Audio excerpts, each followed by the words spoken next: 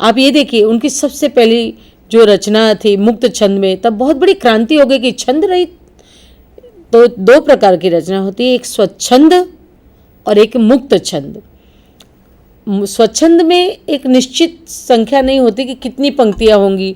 कभी कभी ऐसा होता है कि पहली पंक्ति में एक वर्ण आता है, एक अक्षर आता है, एक शब्द आता है, और बाद में 2-3 आते हैं, फिर 2, फिर 1, और आजकल तो आप देखते हैं बीच में बहुत एक स्पेस छूटता है। आप जिससे वो मालूम पड़ता है कि इस काव्य में बीच में बहुत बड़ा एक विचार कहीं से परिवर्तित होता है। वो जो स्पेस है, वो जो जगह छूटती है, उसका भी एक निश्चित अर्थ होता है। उसको हम ये नहीं सोच सकते कि कोई डिज़ाइन बनाई है। वास्तव में वो स्पेस जहाँ छूटता है वो उसका एक निश्चित अर्थ होता है। तो हम देखते हैं कि ये जो प्रभाव आया अंग्रेजी और बंगला के प्रभाव स्वरूप हमारे यहाँ आया है। देखिए मित्रों, लघु किसे कहते हैं? हम छंद शास्त्र की भाषा में बात करेंगे तो लघु जिसमें एक मात्रा का समय लगता है। जब हम अभी एक छंद आपको पढ़ाएंगे तब आप उसमें मात्रा बताएंगे।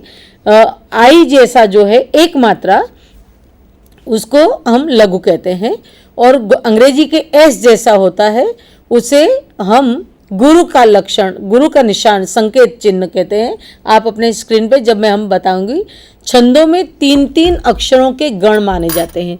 3-3 अक्षर गिनकर गण, गणों को हमारे छंद शास्त्रियों ने गण बनाए हैं। उन गणों के देवता भी हैं। आप जब छंद शास्त्र पढ़ेंगे हर गण के देवता हैं, और इसलिए उन देवताओं की कुछ शुभ गण माने जाते हैं और कुछ गण अशुभ माने जाते हैं।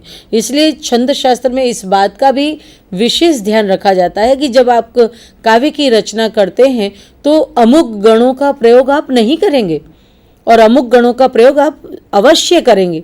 जब हम आपको बताएंगे छंद के कुछ नियम, हमारे पास समय अल्प है, तो उसमें बताएंगे कि अमुक जगह जगण नहीं आना चाहिए। तो पहले आप यमाता राज भान सलगा ये सूत्र समझ लीजिए, तो आप समझ लीजिए कि आपको सारे गण आ गए। आप अपनी स्क्रीन पर ध्यान से देखिए, यमाता राज भान सलगा। मित्रों ध्यान रखिए, हमारे आगे के स तक ये 8 गण हैं, यानी य गण, म गण, त गण, र गण, ज गण, भ गण, न गण, स गण। और उसके बाद आता है लघु और गुरु, जो हमें छंद की मात्राओं में लगाना है। अब हम इसको पहले समझ लेते हैं। देखिए, आपको एकदम सरलता से मालूम हो जाएगा कि य गण की निशानी क्या होगी। मित्रों, आप स्क्रीन पर देखिए, य माता। अब यमाता की निशानी पर य पर एक मात्रा, म पर जैसे मैंने कहा कि अंग्रेजी का एस लिखते हैं, अभी आपको मैं बताऊंगी, आपके सामने आएगा, ऐसा आप एस बनाएंगे, यानी गुरु होगा, लघु गुरु, यानी कि य गण का लक्षण होगा लघु गुरु गुरु। इसी तरह से म गण का लक्षण होगा गुरु गुरु गुरु, यानी कि मा ता रा। आप 3-3 अक्षर जोड़ते जाइए, य गण में य माता, इसी तरह से म गण में मा ता रा, त गण में ता रा ज, यानी कि गुरु गुरु लघु, इसी तरह से राज भ, यानी कि गुरु लघु गुरु, इसी तरह से ज भा न, लघु गुरु लघु, भगण में गुरु लघु लघु, नगण में लघु, भगण में गुरु लघु लघु, और नगण में लघु लघु और लघु। मित्रों, ये आपके पूरा एक मास्टर की है, जिसको आप यदि अपने पेपर पर आप लिख लेते हैं तो किसी भी छंद को गिनने में आपको कौन सा गण लगाया है, आपने लघु लघु लगाया, जगण लगाया, मगण लगाया, भगण लगाया, जगण लगाया, तो वो आपको अंदाज लग जाएगा कि इसी के अंदर सब सारे लक्षण आपके स्पष्ट हो जाते हैं। अब आप संकेत, मैंने जैसा कि आपको बताया कि कैसे, तो पहले हमारे सामने मंदा क्रांता छंद आता है, उसमें सारे संकेत देख लीजिए। जो में कोई में जो के ऊपर संकेत लिखा है वो गुरु का संकेत है, और विहग पर है वो लघु का, यानी कि रस्व है, एक मात्रा। ध्यान रखिए कि आप कहाँ लघु लगाएंगे और कहाँ गुरु लगाएंगे, वो भी समझ लीजिए। जहाँ संयुक्त अक्षर हैं तो उसके पहले का अक्षर गुरु हो जाता है, जैसा कि व्योम। व्योम में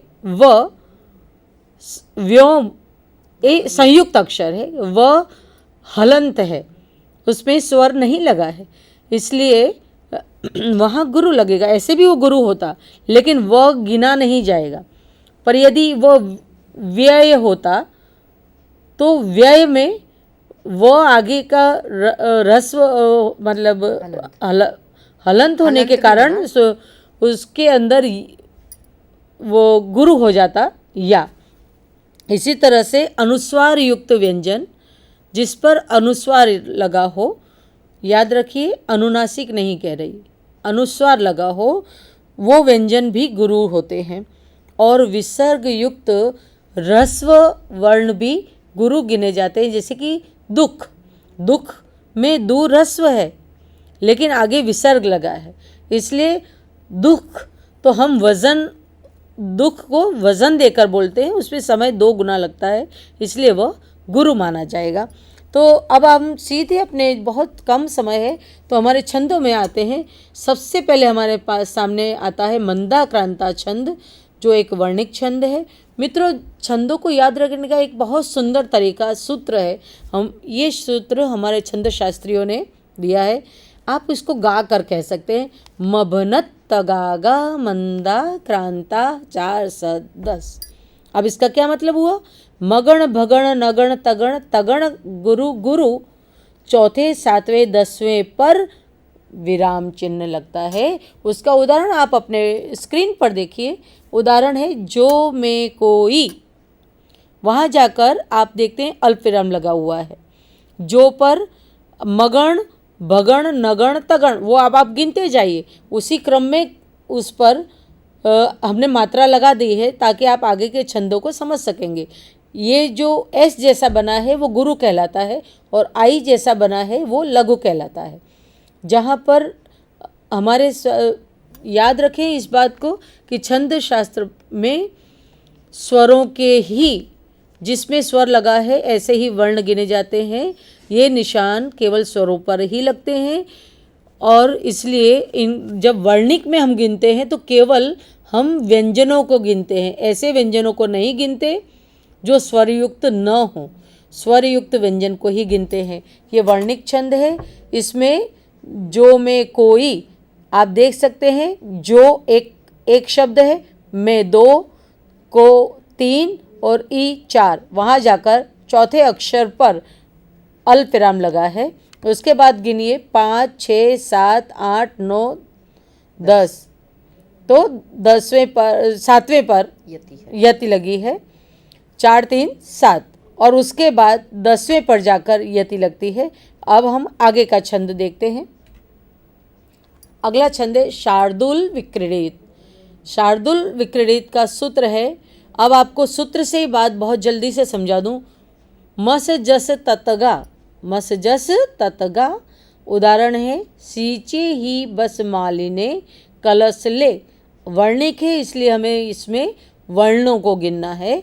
आप वर्ण गिनेंगे तो वहाँ आपने देखिए स्क्रीन पर आगे की ऊपर की लिटी में 12 अक्षर दिए हैं। कोई न ले करतरी, 12 के बाद गिनने की शुरुआत करेंगे। 13 14 15 16 17 18 19, 19वें अक्षर पर जाकर ये शार्दुल विक्रीडित पूरा होता है।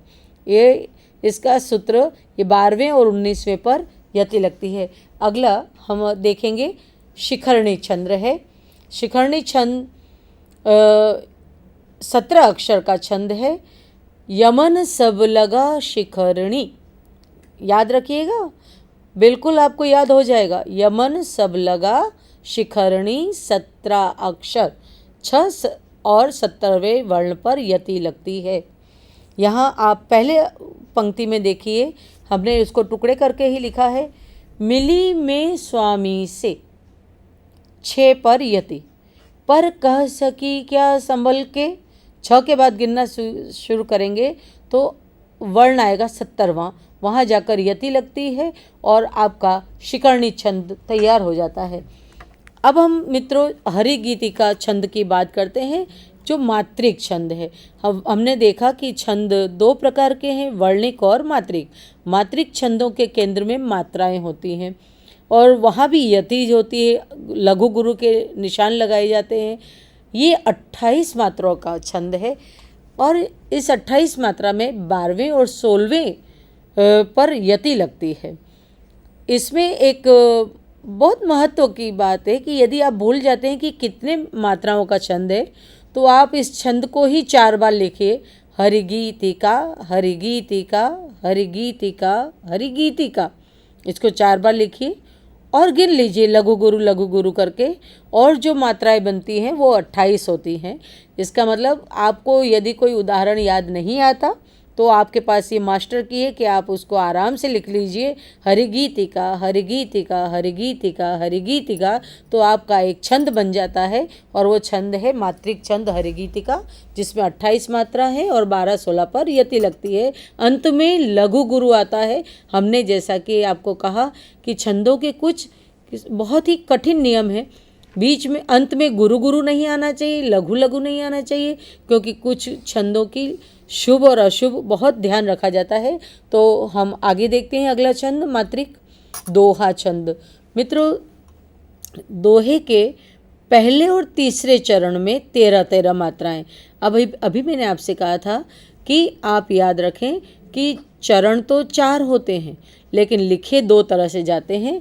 यहाँ आपके सामने चारों चरण अलग करके बताए हैं। ज़्यादातर लोगों को हनुमान चालीसा याद होती है, इसलिए हमने उदाहरण हनुमान चालीसा से लिया है। दोहे के पहले और तीसरे चरण में 13 मात्राएं। अब पहला चरण कौन सा है? श्री गुरु चरण सरोज रज। उसको आप गिनेंगे तो गुरु लघु इस तरह से आप गिन के 13 मात्राएं। फिर निज मन मुकुर सुधार, वहाँ आप गिनिएगा तो 11 मात्राएं होती हैं। फिर उसके बाद यानी बरनऊ रघुवर विमल जस, यानी पहला और तीसरा कौन सा हुआ? श्री गुरु चरण सरोज रज, और तीसरा हुआ बरनऊ रघुवर विमल जस, यानी वो दोनों 13। और निजमन मुकुर सुधार और जो दायक फलचार, ये 11 मात्रा का है। तो अब हम अगला छंद देखेंगे। ये बहुत महत्व का छंद है सोरठा। ज़्यादातर हम परीक्षा के समय में इस बात को आपको याद दिलाते हैं कि ऑब्जेक्टिव क्वेश्चन में पूछा जाता है कि खाली जगह उल्टे सोरठा। तो दोहा उल्टे सोरठा, यानी जो नियम दोहे का है उससे बिल्कुल विपरीत सोरठा का नियम है। और वो सोरठा का नियम है कि सोरठे के विषम चरणों में, यानी कि पहले और तीसरे में 11 और सम चरणों में 13 मात्राएं होती हैं। याद रखिएगा कि इसमें जगण नहीं आना चाहिए। और उसका एक उदाहरण एक ही पंक्ति में दिया है। ये भी रामचरितमानस की तुलसीदास की रचना है। जही सुमिरत सिद्धि होय गण नायक करिवर बदन। अगला हम देखते हैं। अब हम अलंकार की तरफ जाएंगे। मित्रों, जीवन में अलंकार बहुत ज़रूरी है। हम श्रृंगार के अंदर अलंकारों का एक खास महत्व है। अलंकार युक्त कविता, और जैसा कि केशव ने मध्यकाल में कहा कि यद्यपि सुजाति सुलक्षणी सुबरन सरस सुवृत्त भूषण बिन्न विराजई कविता वनिता मित्र। तो भूषण के बिना कविता वनिता और मित्र अच्छे नहीं दिखते। पर ये बात ध्यान रखिएगा कि भूषण का बोझ इतना नहीं होना चाहिए कि भूषण के बोझ से हमारा अपना सौंदर्य नष्ट हो जाए। इसका मतलब है कि जैसा कि बहन ने अभी काव्य में हमें लक्षणा व्यंजना और अभिधा बताया और काव्य में अर्थ की महिमा बताई, तो ये याद रखिएगा कि इतने सारे अलंकारों का उपयोग नहीं होना चाहिए कि काव्य का असली जो अर्थ है, जो मर्म है, वो नष्ट हो जाए। तो हमें अलंकारों का सामान्य सा उतना ही महत्व उपयोग करना चाहिए कि जितना कि हमारे सामने काव्य के लिए उपयोगी हो। तो हम एक छंद का एक अलंकार का उदाहरण देखते हैं। अनुप्रास अलंकार। अलंकार के भेद आप देख लीजिए बहुत ही संक्षिप्त में। 3 ही अलंकार के 3 प्रकार हैं, शब्दालंकार, अर्थालंकार और उभय अलंकार। शब्दालंकार उसे कहते हैं जो शब्द पर आधारित होता है, और यदि शब्द को हटा लें तो शब्द का अर्थ यानी काव्य का अर्थ बदल जाता है। अर्थालंकार ये होता है कि जिसमें अर्थ महत्व का होता है, वहाँ शब्द का यदि पर्याय भी रख दिया जाए तो उसके अर्थ में, उसके काव्य की शोभा में कोई परिवर्तन नहीं आता। उभयालंकार ऐसा होता है जिसमें एक ही छंद में एक से अधिक अलंकार हों। याद रखिए, उभयालंकार में हो सकता है कि 2 शब्द अलंकार हों, हो सकता है 2 अर्थालंकार हो, और हो सकता है कि शब्दालंकार और अर्थालंकार हो। नैना बेन, आज हमने देखा कि हमारे पास समय की सीमा थी, इसलिए हम अलंकारों पर बहुत ज़्यादा गहराई से नहीं जा पाए, लेकिन शब्द शक्ति के साथ हमने जो अलंकार और छंदों को जोड़ा, उससे हमें ऐसा लगता है कि ये दोनों एक सिक्के के 2 पहलू हैं। यदि शब्दार्थ हो सहित हो काव्य कहकर हम जब ये बात कहते हैं कि शब्द और अर्थ से युक्त कविता क्या है, तो शब्द और अर्थ 2। तो शब्द और अर्थ हमें कहाँ से मिलते हैं, तो शब्द शक्ति से मिलते हैं। शब्द की शक्ति को पहचानने से हमें उसका अभिधात्मक अर्थ भी मिलता है, लक्षणात्मक अर्थ भी मिलता है, और काव्य की व्यंजना भी मिलती है। काव्य की व्यंजना के लिए या भाव अभिप्रेत करने के लिए, बिल्कुल, जब हम अभिव्यक्ति के स्तर पर शब्द को देखते हैं तो वहाँ लय और गति के लिए हम छंद को जोड़ते हैं। हाँ, और तभी वो संगीतात्मक और कर्णपटल पर सुमधुर लगता है। सही बात है। इसीलिए छंद का भी उतना ही महत्व है शब्द के साथ।